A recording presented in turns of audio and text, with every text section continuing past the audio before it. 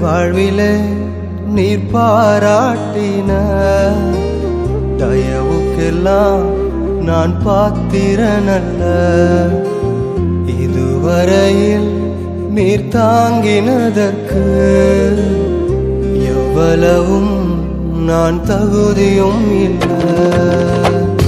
என் வாழ்விலே நீர் பாராட்டின தயவுக்கெல்லாம் நான் பாத்திரனல்ல.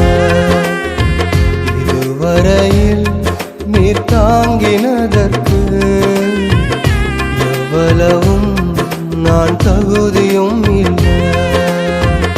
மாறாமல்